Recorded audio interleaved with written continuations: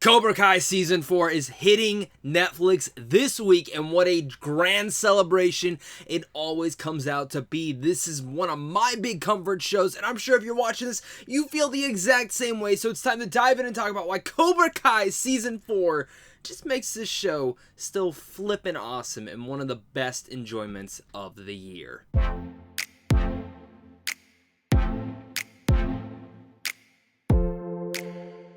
What's going on, buddy? Welcome back to a brand new Netflix review. Once again, we're talking about Cobra Kai Season 4. This, of course, picks up directly after the last season, where Season 4 finds the Miyagi-Do and Eagle Fang dojo joining forces to take down Cobra Kai once and for all at the All-Valley Under-18 Karate Tournament. And whoever loses must hang up their dojo forever. As Samantha and Miguel try to maintain the dojo's alliance and Robby goes all in at Cobra Kai, the fate of the Valley has never been more precarious. What tricks does Kreese have up his sleeves? Can Daniel and Johnny bury their decade-long hatchet to defeat Kreese, or will Cobra Kai become the face of karate in the Valley? So Cobra Kai, I was really much late on the train to. I really enjoyed 1 and 2 once I finally dived into it, and Season 3 I thought was honestly the best season yet. Season 4, though, I, for a while, really liked this season, but wasn't loving it yet. The reason that I say that is because I felt like the season was just the same. I didn't feel like there was anything really big differences to it, whether it came down to the characters or even some of the choices that other characters would make.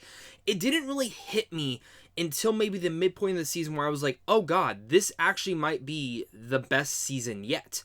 But what I will say is that even though I feel like each season has gotten better and better, the way this season ended, and again, we're not talking any spoilers in this, so you are safe if you haven't seen Season 4 yet. The way that this season ends, I sat there and went, I feel like Season 5 will be the best one yet. And honestly saying that because where Season 4 ends and where it leaves off all these different characters are in a really great avenue to give us that next big great season. And I think they've talked about that they have like 3 more seasons planned after this. And I always thought like Season 4 felt like the definitive ending. You're going to end Cobra Kai. There definitely are a lot more storylines readied and at the arms to come flying out of this, and I'm excited to see that. And I'm glad we're not ending it yet because I do love all these characters and exploring the Cobra Kai and, in general, Karate Kid world once again. Before we get any further in this review, if you guys enjoy talking movies or TV, make sure to hit that like and subscribe button so we can keep talking movies and TV over here on a daily basis, as well as make sure to comment down below and let me know your guys' thoughts. How big of a fan are you of Cobra Kai? Did this season disappoint you? Do you love it? Are you looking forward to it? Let's discuss it all down there. So starting with my pros, one of the big things that I love about Cobra Kai Season 4 is actually seeing Johnny and LaRusso train and work together.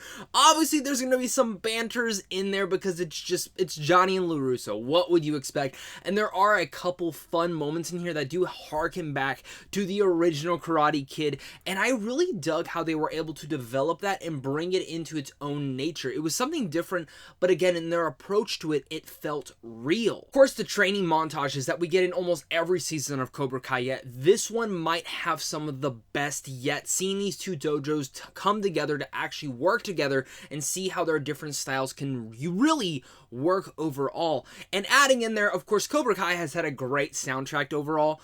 This might be my favorite soundtrack yet for when it comes down to the Cobra Kai season. Of course, with Cobra Kai, you expect some great action sequences, and you get them here. There are a couple most notable ones that stick out, but the best thing was the All-Valley tournament.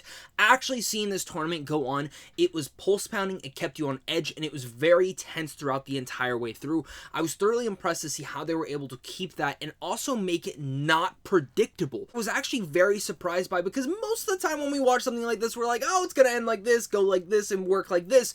But this time around, a lot of the season wasn't as predictable as I found Cobra Kai to be before. A lot of the action in here, once again, is great, and some of the sequences in here are things that we have been waiting to see from Cobra Kai forever. Not even just from an action standpoint, but also from an emotional standpoint.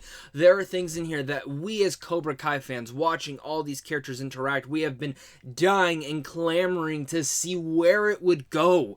And thankfully, it all finally came together by the final episode, where I just sat there and I was like, I need Season 5 now. I think that's where it goes to be one of the most important parts of this discussion is the characters. Yes, I love the spectacle. Yes, I love being around in the Karate Kid world again, but it is these characters, and I like how every single person in here had something to do, had an emotional arc, and no one was really written into a one-note style. Everyone really works or has their moment to really stand out in here, and I was thoroughly impressed with that. I was very impressed with how they handled John Kreese in here and how that entire element really much furthered out that story, especially when they bring in Terry Silver, who, damn, I loved Terry Silver coming back in here. What a excellent character to bring back from the Karate Kid world, because when it comes down to the Karate Kid movies, really after one, I don't really care about them, and I've only seen them like once or twice because I'm just really not the biggest fans of them.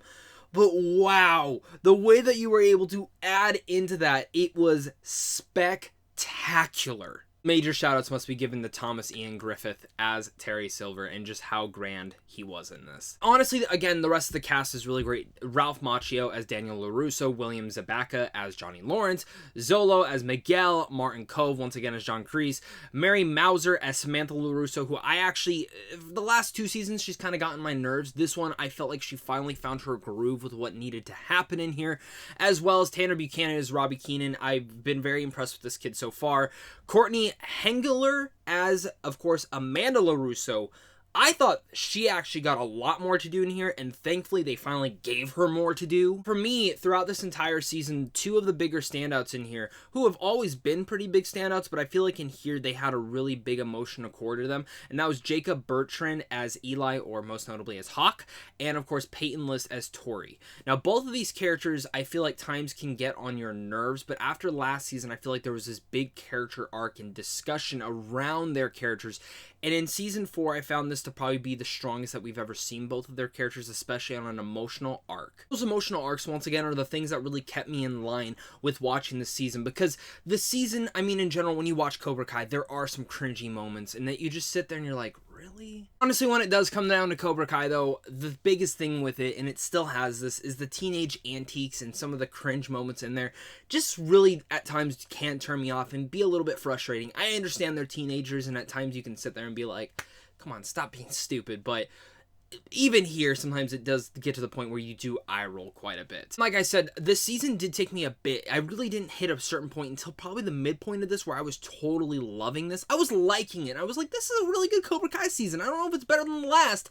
Once it hit the midpoint, I was finally started to roll over, because there are some choices that some of these characters make that I'm like, haven't you grown up already? I feel like you should have. Even within that same element, they do make fun of some of the previous stuff that Karate Kid movies have done, because they're cheesy and they're fun, but you do kind of have to make fun of them at times. Once again, I'm a broken record on this. Cobra Kai Season 4 is better than the last. It takes a little bit of its time to finally get to its groove and figure out what it's going to try and do, but even with that said, I feel like some Cobra Kai seasons are a little bit faster and shorter than others. This is still an awesome show, and it's one of the biggest comfort shows of 2021, and continues to be. If you love Cobra Kai, you're going to love this season, and if you love Karate Kid, you're also going to love this. It has pretty much my same cons that I have from almost all the other seasons, and I just want these characters to grow, but with the way that this season left off, I'm so excited to see Season 5, and again, they continue to grow each season and making them better than the last, and I really say this, if they pull off Season 5 will be the best season yet, and I don't know how they'll actually do it,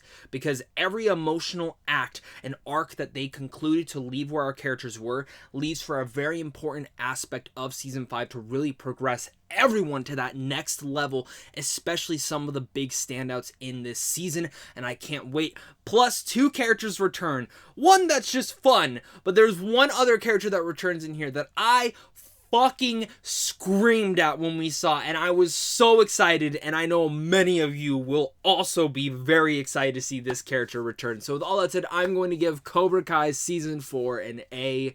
Cobra Kai is easily one of the easiest binges you can do. If you've never watched Cobra Kai before, definitely make it your time to jump in and watch it now. You will all truly, really enjoy it. I enjoyed this season. I can't wait to hear your guys' thoughts once again down below in the comment section. Again, hit that like and subscribe button. Head on over to Sam Fun Films on how to see films early. And of course, a big thank you to you and a big thank you to everyone watching this, because without you, I wouldn't be able to do this. So of course, until next time, stay classy.